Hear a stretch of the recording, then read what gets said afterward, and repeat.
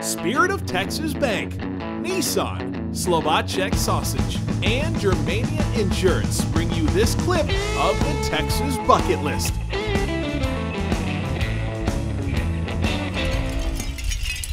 Howdy, and welcome back to the Texas Bucket List.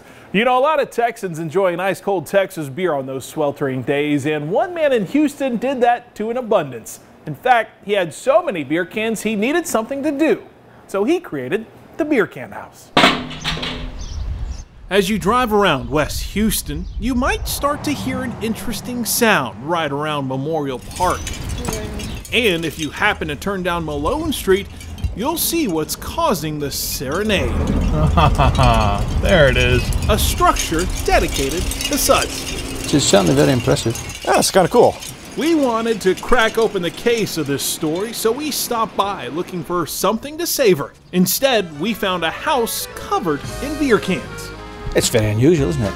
It's pretty interesting. I don't know what else I can say.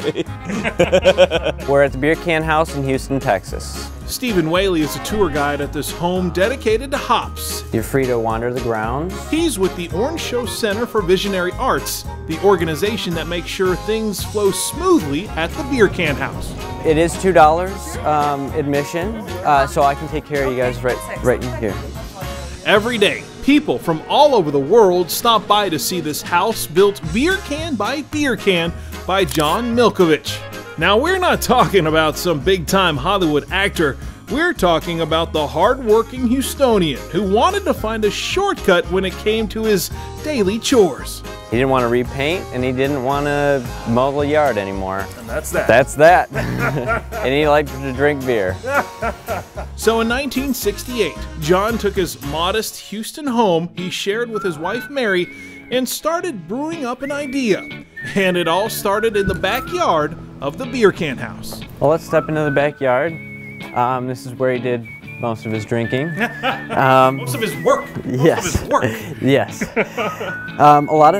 One thing that people don't really take the time to look at is this this flower bed that he's created. It's got more than just beer bottles in there. It's got coins and marbles and what is this, phone parts?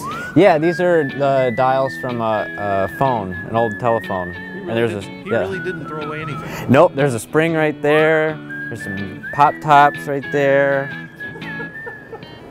He's got his name and his children's names there.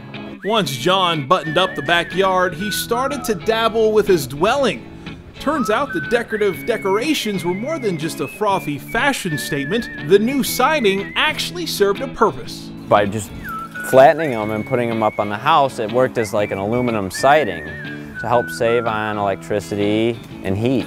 So that's how he convinced the wife. Yes, that's how he eventually convinced her to be okay with it. It's really amazing, Stephen, as you walk down this, you really get the appreciation for it because you see how many beer cans it took to do this. Mm-hmm. Yeah, and it's not just the ones on the walls here, like you see some Pabst Blue Ribbon, some Texas Pride.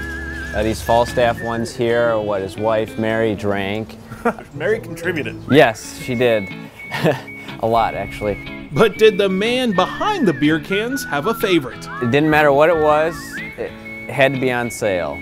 And that even includes a few soda cans. There's a few cans that aren't beer, but we like to think that he had a mixed drink that day instead of a beer. Ripley's Believe It or Not estimates that 50,000 cans make up the Beer Can House.